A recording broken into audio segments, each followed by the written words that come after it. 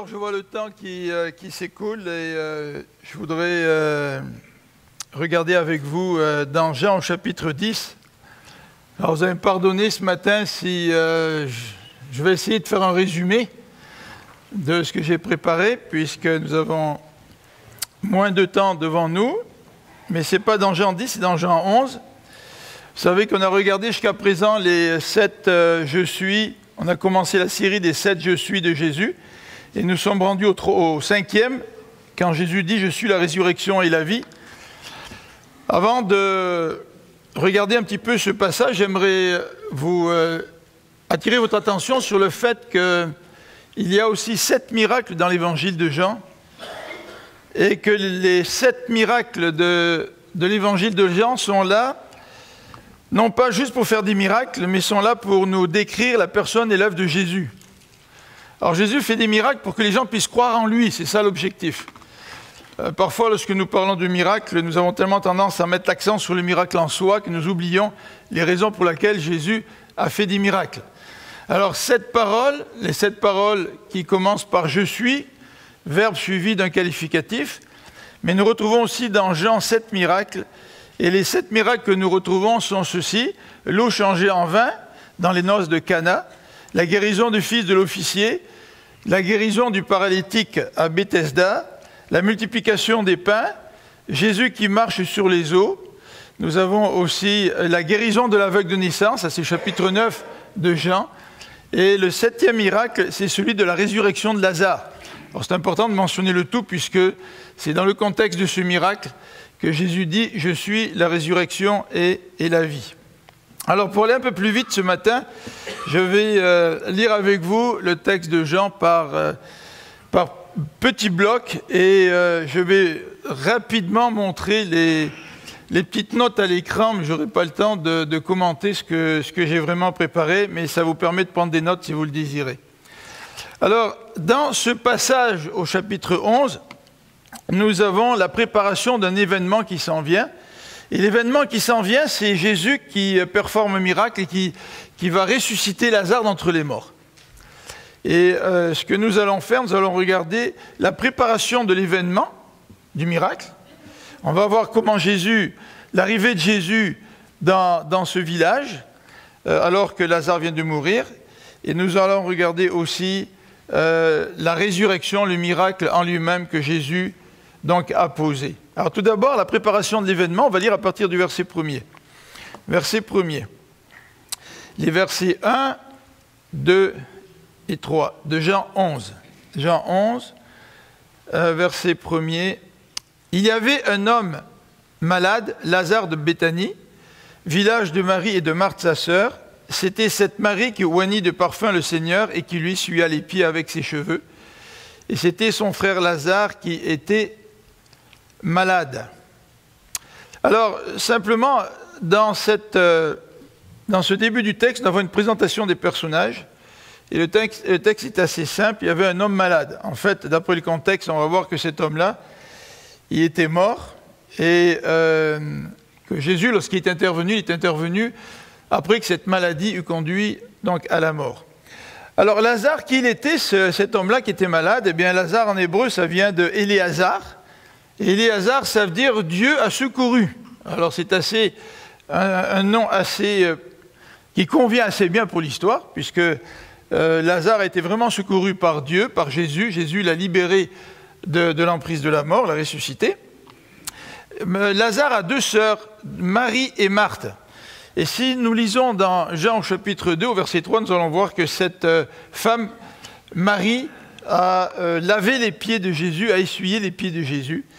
Donc ce fameux texte que nous connaissons très bien se situe après cet épisode de la résurrection, au chapitre 12, mais ça nous permet tout de même, si nous lisons Jean dans sa totalité, puisque nous avons lu les autres synoptiques, les autres évangiles, de savoir qui étaient les sœurs de Lazare, en particulier Marie, c'est celle qui a essuyé les pieds de Jésus.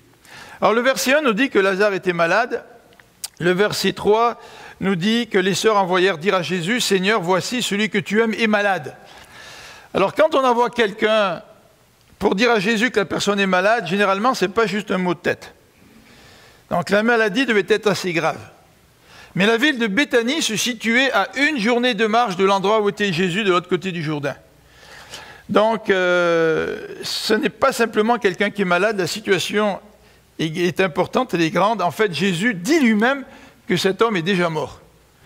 Donc, probablement, soit dans son omniscience, Jésus le savait, ou peut-être il a entendu le rapport de l'émissaire, et puis en ayant calculé une journée pour aller, pour venir me voir, ça se peut fort bien que Lazare soit déjà mort.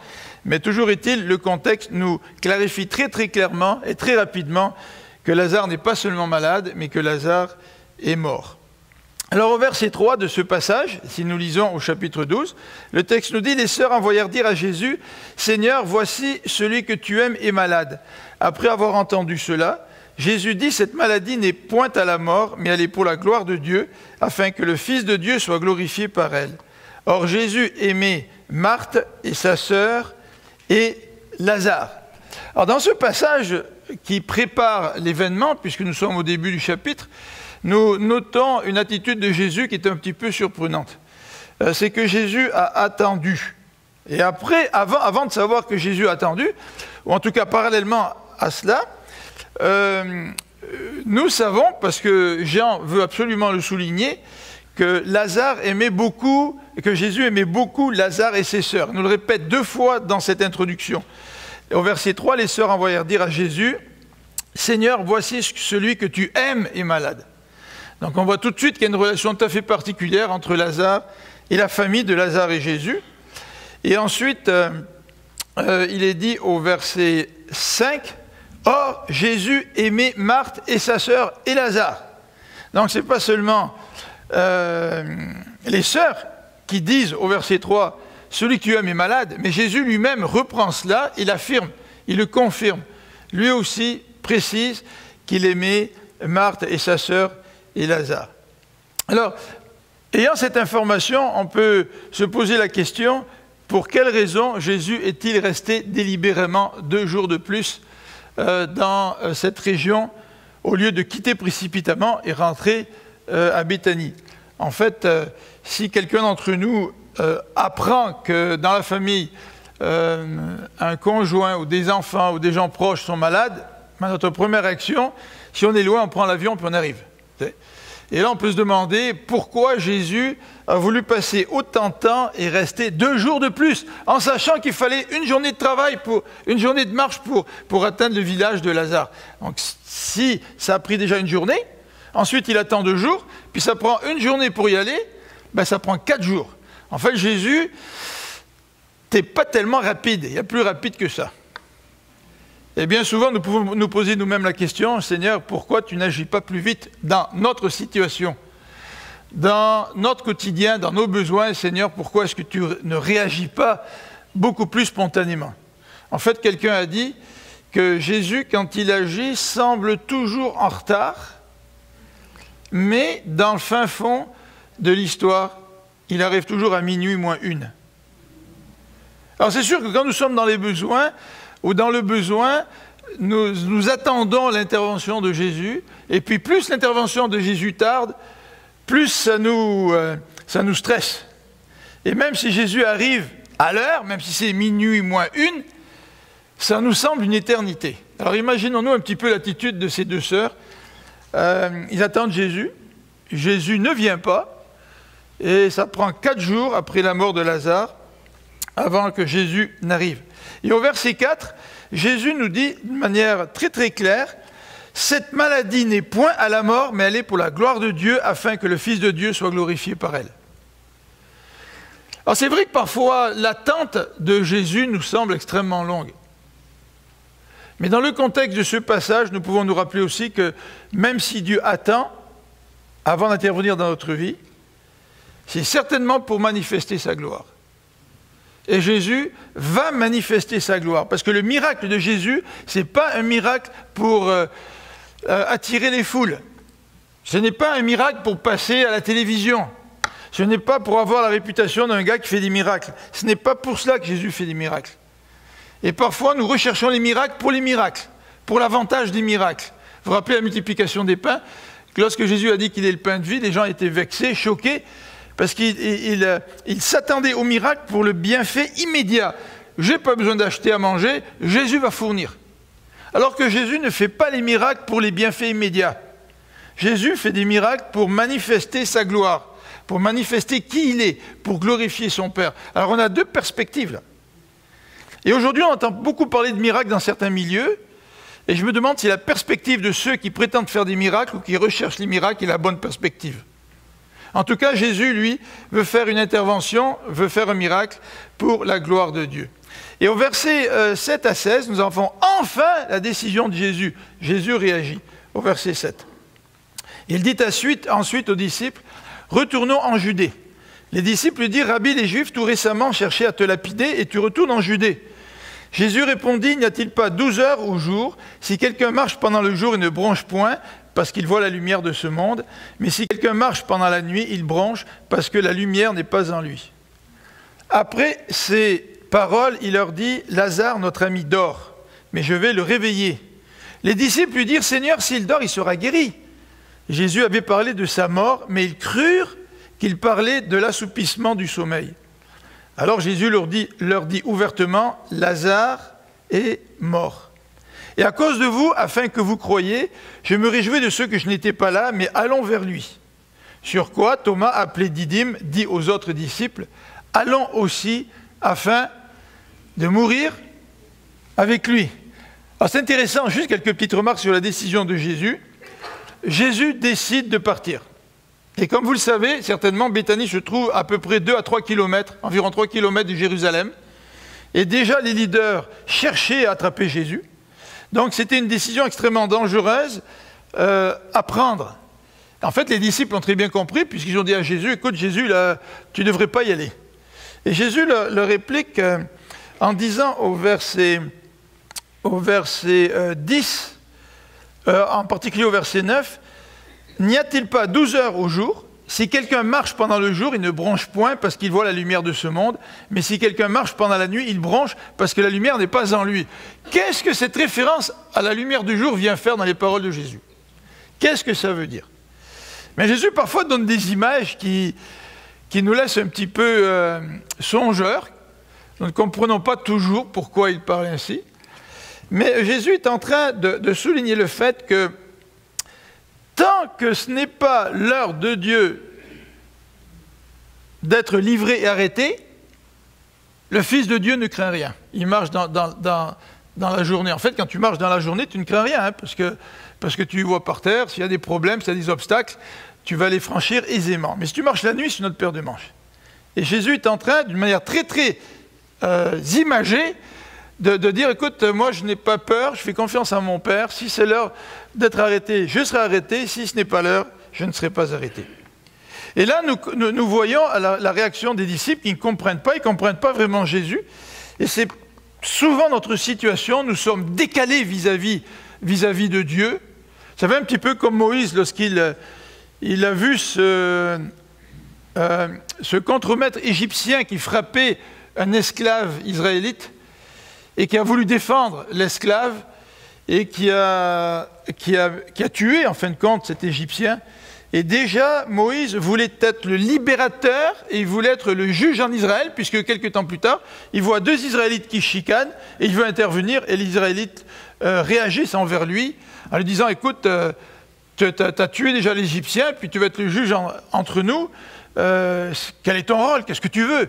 En fait, Moïse n'avait pas les mêmes plans que Dieu. Moïse voulait devenir le libérateur et le juge du peuple 40 ans avant le temps préparé par Dieu. Et dans ce passage, on voit que c'est un problème qui perdure dans la vie des croyants, en particulier des disciples ici. Les disciples ne comprennent pas. Ben écoute, s'il dort, ben, il va être guéri. C'est ce que les disciples lui disent. Et Jésus explique clairement, non, il est mort. Et finalement, Thomas qui est associé à l'incroyance, vous vous rappelez Thomas qui n'était pas là lorsque Jésus est ressuscité, et lorsque Jésus a montré les marques dans ses mains, son côté qui a été percé, puis Thomas a dit, ah, moi si je ne vois pas, je ne crois pas. Thomas est resté dans la tradition chrétienne comme la personnification de l'incroyant, de l'incrédule. Tu sais. Mais ici, Thomas réagit et lui dit « Allons avec Jésus, puis allons mourir avec lui », parce qu'il était persuadé que si Jésus allait à Béthanie, il allait se faire arrêter, étant donné le contexte dont nous venons de parler. Alors c'est intéressant de voir que parfois nous avons des gros moments de doute, mais parfois nous pouvons avoir des gros moments de courage. Et que nous sommes bien souvent ambivalents. Et pauvre Thomas, on se rappelle de lui à cause de la résurrection, et on oublie souvent ce passage au chapitre 11, qui nous montre sa détermination à suivre Jésus, même au risque de sa vie. Par contre, Jésus, au chapitre 15,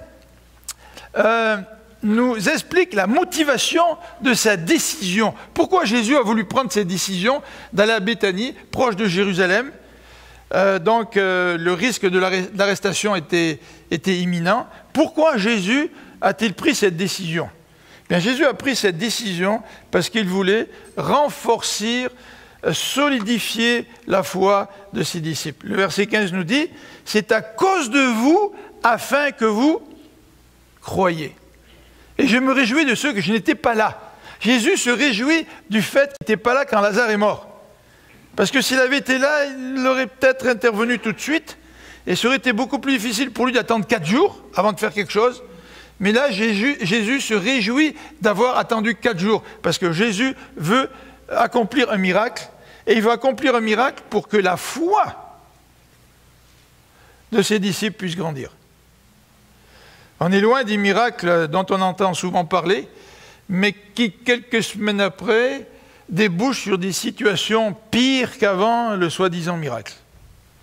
Et peut-être que vous avez entendu parler de ce genre de témoignage, où il y a des grands miracles, on prie le Seigneur, on est rempli d'Alléluia, et puis la situation de la personne, elle est pire quelques jours après qu'avant que le miracle ait lieu. Alors, voilà la préparation de l'événement.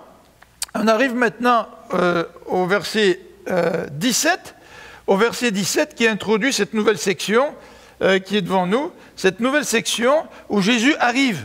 Et il y a certains événements qui vont se dérouler autour de l'arrivée de Jésus. D'abord, regardons le contexte de son arrivée. Jésus, donc, nous dit le verset 17, étant arrivé, trouva que Lazare était depuis 4 jours dans le sépulcre. Alors, on l'a souligné déjà, Lazare est mort depuis 4 jours. Et nous savons aussi que non seulement Lazare est mort depuis 4 jours, mais dans le contexte, nous avons souligné que Béthanie est à 3 km de Jérusalem. Et cela explique pourquoi il y avait autant de gens, au verset 19, beaucoup de Juifs étaient venus vers Marthe et Marie pour les consoler de la mort de leur frère. Et ça explique pourquoi autant de gens sont arrivés. Jérusalem, c'est la capitale. Quelqu'un meurt, et probablement Lazare était un homme qui avait des moyens avec ses sœurs. Donc toutes sortes de gens influents de la société, de la capitale, de Jérusalem, donc sont venus 3 km, c'est pas tellement long, c'est pas tellement loin. Donc il y a plein de gens qui se retrouvent ici, beaucoup de Juifs étaient venus vers Marthe et Marie. En fait, Jésus, quand il a décidé de faire le miracle, il connaissait déjà le contexte. À travers son miracle, Jésus voulait que les gens reconnaissent qu'il était véritablement le Fils de Dieu. Et Jésus voulait glorifier son Père et voulait se glorifier lui-même. Donc se glorifier devant personne, ça ne sert pas à grand-chose. Glorifier le Père devant personne, ça ne sert pas à grand-chose. Mais le contexte nous montre qu'il y a beaucoup de gens qui arrivent pour justement consoler Marthe et Marie. Généralement, à l'époque de la mort, à l'époque lorsque quelqu'un mourait, la personne était enterrée la journée même. Les Juifs à l'époque n'embaumaient pas les corps. Les Juifs à l'époque utilisaient toutes sortes de parfums, bien sûr, mais ça ne permettait pas de garder le corps très très longtemps, et la chaleur n'aidant pas, la coutume consistait à ensevelir quelqu'un le jour de sa mort, et a commencé une période de deuil qui durait 30 jours. Mais durant cette période de deuil, la première semaine est extrêmement importante, puisque c'était durant ces 7 jours-là que la plupart des voisins, des amis, de la famille restaient avec ceux qui étaient dans le deuil. Oui, il y a donc comme un deuil communautaire qui durait 7 jours durant lesquels les amis, la famille, qui s'étaient déplacés probablement d'un peu plus loin, bien durant ce temps-là, tout le monde restait en train d'encourager ceux qui étaient décédés, la famille de ceux qui étaient décédés. En fait, nous allons voir que Marie était restée dans la maison, et c'était la coutume. La famille restait dans la maison, puis les amis étaient là, puis mangeaient avec eux, parlaient avec eux, les encourageaient, ne les laissaient pas seuls. Alors voilà un petit peu le contexte de l'arrivée de Jésus. Et là, Jésus arrive et Marthe apprend que Jésus vient d'arriver au verset 20.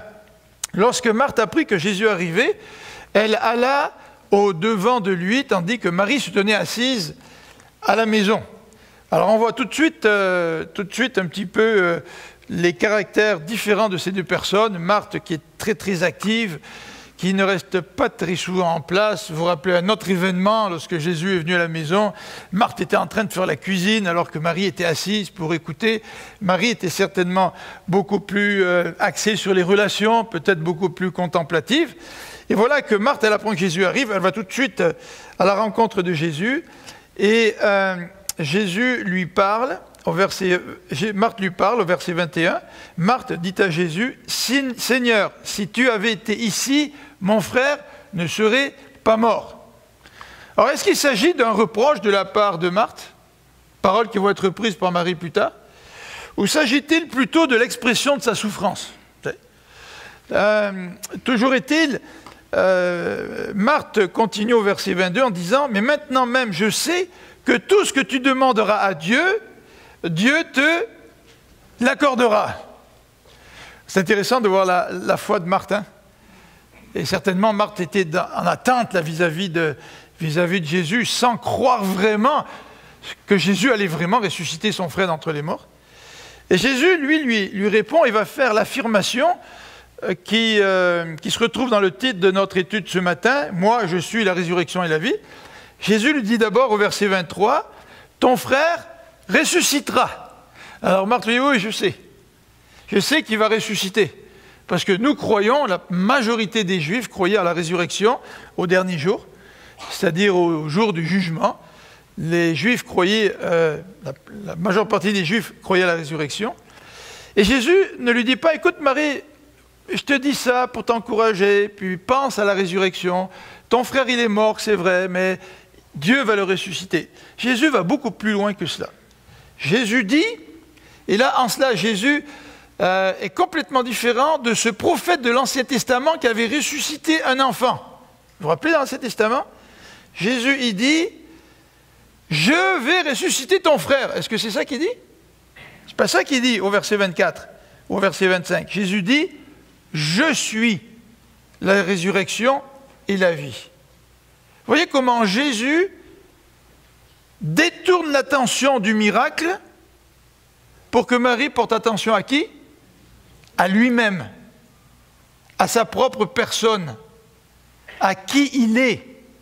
Et Jésus dit, « Je suis la résurrection et la vie », mais il ajoute, « Celui qui croit en moi ».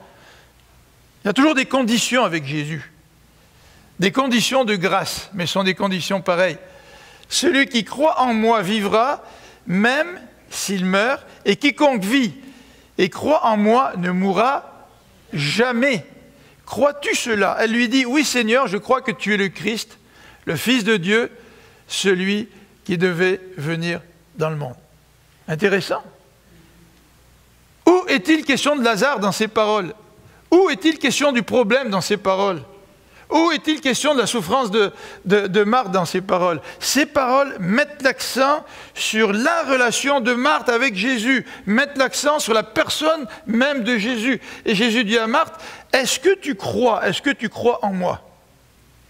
Il y a un renversement complet, hein, parce que bien souvent dans nos vies, nos problèmes, nos difficultés, nos défis, c'est vraiment ce qui nous préoccupe, c'est vraiment ce qui est devant nos yeux, et nous avons du mal à voir Dieu au-delà de la situation qui est la nôtre.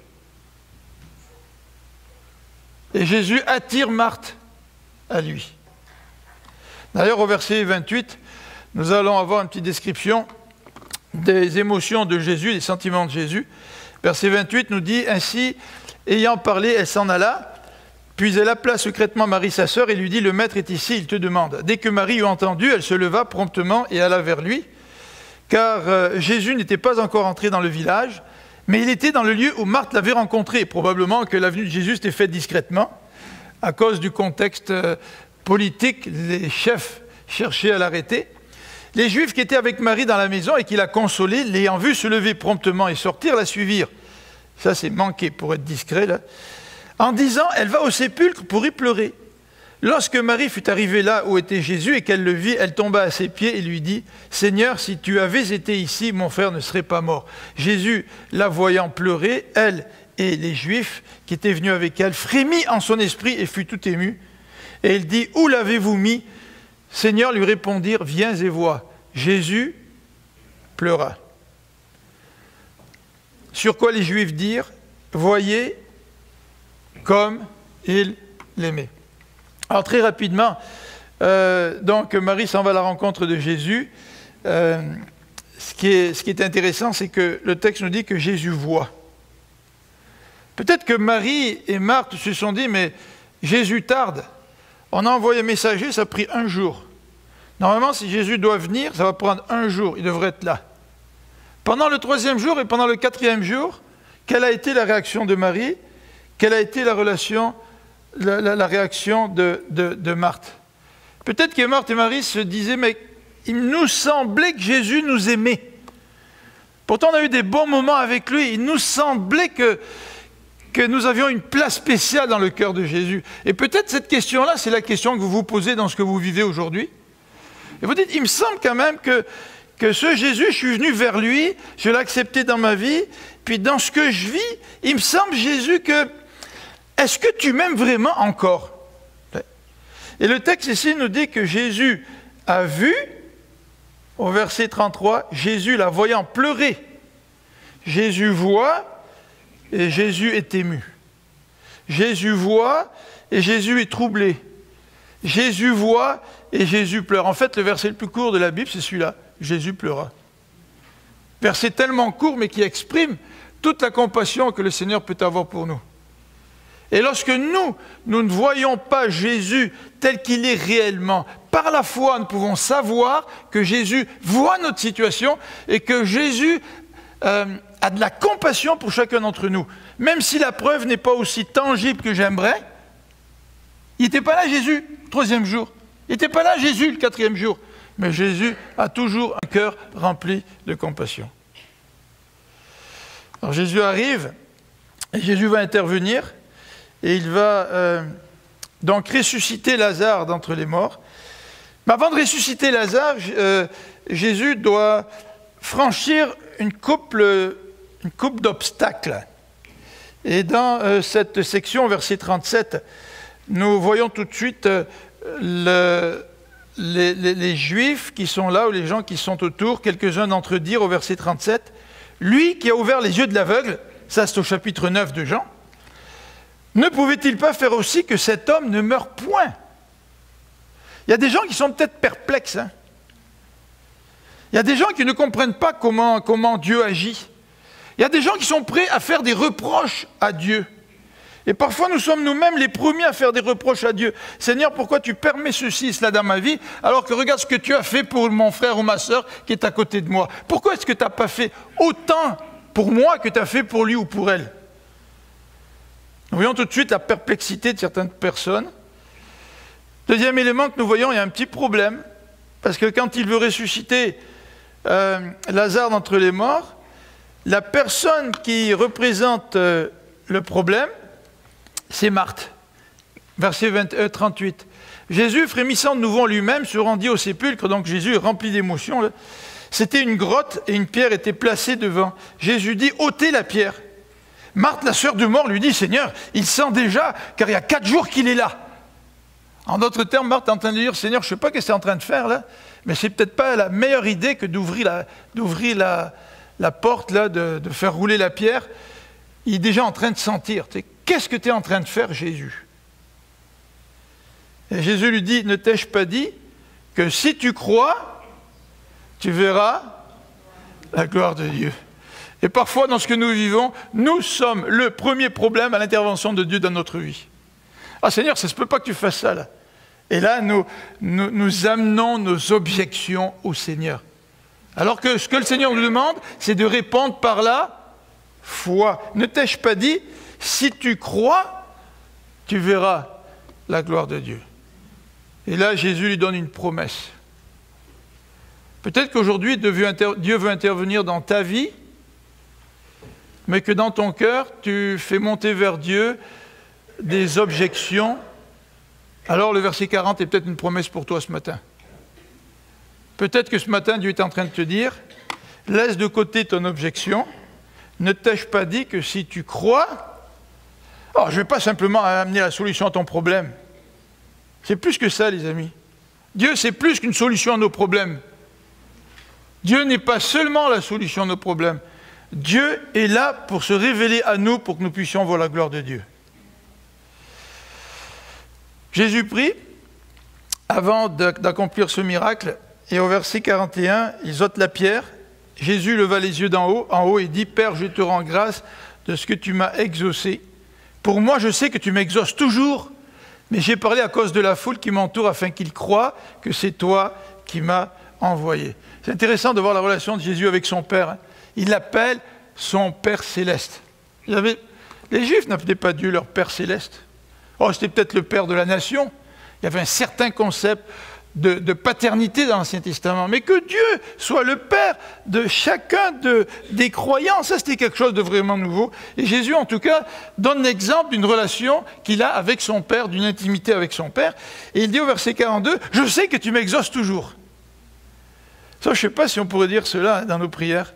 « Seigneur, je sais que tu m'exauces toujours. » Non, mais le dire, ce n'est pas compliqué. Mais le dire et le croire, tu sais. Le dire puis savoir que c'est vrai.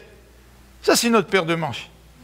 Et Jésus dit, au verset 42, il nous dit, « J'ai parlé, donc j'ai prié, à cause de la foule qui m'entoure, afin qu'ils croient que c'est toi qui m'as envoyé. » Vous voyez, ce désir de Jésus, qu'au travers de ses miracles, au travers de son enseignement, les gens puissent croire qu'il a été envoyé par Dieu. Si Jésus a fait des miracles, c'est pour que les gens puissent croire. Si Jésus a enseigné, c'est pour que les gens puissent croire. Et ici, si Jésus a prié de cette manière-là, c'est pour qu'ils puissent croire que c'est Dieu qui l'a envoyé. Et là, à ce moment-là, Jésus exerce donc ce miracle. Et nous voyons au verset 43 la puissance de Jésus. Et en dit cela, il cria d'une voix forte, « Lazare, sors !» La puissance de la parole de Dieu. Dieu dit, et la lumière. Vous vous rappelez cette expression dans Genèse 1 ? Il suffit à Dieu de parler pour que ça arrive. Ce n'est pas le cas pour nous, même pas nous en tant que parents vis-à-vis de nos enfants. C'est pas toujours le cas avec mon chien, même si j'y parle de la petite surprise. Tu sais. Et généralement, la surprise, ça marche. Quand notre chien est un peu dehors et qu'il traîne, on l'appelle en disant « Écoute, viens, il y a une surprise. » Puis elle finit par venir. Mais parfois, c'est plus intéressant ce qu'il y a dehors que la surprise. Tu sais. Donc, je ne me fais pas d'illusions. Je n'ai pas beaucoup d'autorité dans ma voix. Tu sais. J'ai peut-être plus d'autorité avec la petite surprise que je lui donne. Mais Dieu, lui, il a une autorité. Quand il parle, les choses arrivent. Et Lazare sort au verset 44. Verset 44, le mort sortit, les pieds et les mains liés de bandes et le visage enveloppé d'un linge. Et Jésus leur dit, déliez-le et laissez-le aller. C'est intéressant parce que ce n'était pas une momie. Hein. Les Égyptiens, là, ils serraient tout ça. Là, puis ils ne pouvaient plus bouger, le corps ne pouvait plus bouger. Il y avait toutes sortes de produits pour embaumer le corps. Mais chez les Juifs, on les entourait d'un linceul avec certains parfums, mais disons, c'était quelque chose d'assez, qui n'était pas très, très serré, tu sais, dans le fond. Et c'est la raison pour laquelle Lazare a pu sortir enveloppé d'un linge. Et là, à partir du verset 44, c'est fini. Jésus dit, déliez-le et laissez-le aller. C'est fini. Alors moi, j'aurais bien aimé avoir des nouvelles sur la manière dont Marthe et Marie sont venus puis ont enlacé notre ami Lazare. En disant, oh Lazare, on est tellement content que tu es avec nous, tu es revenu à la vie. Ben, disons, on aimerait bien ça que tu changes un peu de parfum, par exemple, après 4 jours. Mais on n'a aucun détail sur les retrouvailles, aucun détail émotif à ce niveau-là. Mais par contre, Nous avons quelques détails, et c'est avec cela que nous allons terminer. Nous avons quelques détails. Le premier détail que nous avons concerne, si vous voulez, la classe religieuse. Ensuite, le peuple. Et en dernier, la réaction d'un groupe de gens. Et en regardant très rapidement ces trois personnes-là, ces trois groupes de personnes, j'aimerais nous poser la question, quelle est notre réponse face à la personne de Jésus? Quelle est notre réponse lorsque Jésus nous dit « Je suis la résurrection et la vie ». Jésus nous laisse toujours devant une réponse. Et la plupart du temps, lorsqu'on ne veut pas s'impliquer, on n'aime pas les questions, parce qu'on n'aime pas donner des réponses. Mais Jésus nous laisse devant des réponses. Alors tout d'abord, devant la classe religieuse. Mais la classe religieuse, ça a été très rapide. Ils se sont rencontrés, les pharisiens ont reçu des nouvelles, ils se sont très très vite rencontrés avec le Sanhédrin, puis ils ont décidé de mettre Jésus à mort. Tu sais. Oh, ok, c'était pas le jugement là, mais ils ont dit on va l'arrêter, on va le mettre à mort, on va s'arranger. La décision a été officiellement prise à ce moment-là. Alors je vous passe les détails du texte sur l'hostilité et le questionnement des religieux. Je vous passe des détails sur la prophétie de Caïphe qui dit « Il est plus avantageux qu'un homme meure pour tout le peuple ». Parfois, Dieu fait en sorte que les paroles des ennemis de Dieu, en fait, deviennent des prophéties dans ce que Dieu est en train de faire. Et Caïphe ne comprenait pas vraiment ce qu'il a dit. Il l'a dit dans un certain sens, mais Dieu l'a interprété dans un autre sens. C'est vrai que c'est avantageux que Jésus meure. Parce que lorsque Jésus est mort, il a donné le salut à toutes ces multitudes qui ont placé leur confiance en lui depuis donc sa mort et sa résurrection. Donc voilà, la décision est faite, mais nous avons aussi la réaction du peuple. Vous savez, il y a des gens qui réagissent un petit peu comme le peuple au verset 55. Les gens qui sont curieux. La Pâque des Juifs était proche, et beaucoup de gens du pays montèrent à Jérusalem avant la Pâque pour se purifier. Ah, ça c'est des bonnes gens, ils vont se purifier, ils vont à l'église. Mais ils cherchaient Jésus et se disaient les uns aux autres dans le temple, qu'est-ce que vous en pensez là? Est-ce qu'il va venir ou il ne viendra pas? Tu sais, il y avait comme une sorte même si le peuple était religieux, il y avait comme une sorte de curiosité. Tu sais, ça... C'était un petit peu comme la bonne série à suivre. Bon, on n'avait pas les postes de télévision à l'époque, là, mais là, ça faisait les nouvelles. Tu sais. Et il y a des gens qui s'intéressent à Jésus juste parce que ça fait la nouvelle. Tu sais. Mais dans un sens, ces personnes-là ne placent pas leur confiance en Jésus, ne placent pas leur foi en Jésus. Jésus, au mieux, c'est un sujet de reportage et de nouvelles à suivre. Mais dans ce texte, on a aussi au verset 45 une petite phrase très très brève. Verset 45, où il nous est dit ceci, « Plusieurs des Juifs qui étaient venus vers Marie et qui virent ce que firent Jésus crurent en lui. » On pourrait se poser la question, est-ce une foi superficielle? Parce que dans Jean, il y a beaucoup de gens qui disaient croire en Jésus. Puis quand le temps était venu, ils l'ont abandonné. Ils ont cru en Jésus quand il a fait la multiplication des pains. Mais quand il a dit « Je suis le pain de vie », et qu'il a voulu attirer les gens, non pas vers le miracle, mais vers lui-même, vers sa personne, parce que tout le monde l'a abandonné.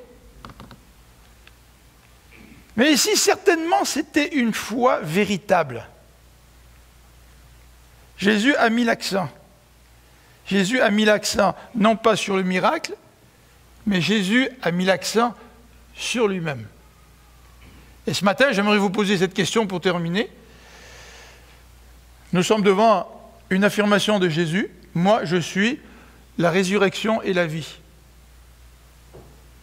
Ah, peut-être qu'il n'y a personne qui va quitter l'église en disant « On va s'arranger pour le tuer, pour se débarrasser de lui. » Mais peut-être que la tentation pour plusieurs d'entre nous, c'est de quitter l'église ce matin en ayant entendu parler d'une bonne nouvelle, d'un beau récit, mais sans vraiment placer notre foi en Jésus. Jésus a dit que celui qui croit en moi, même s'il meurt physiquement, en fait, il continue à vivre spirituellement. Et le Seigneur nous dit qu'après la mort vient le jugement. Et le jugement, c'est pour tout le monde.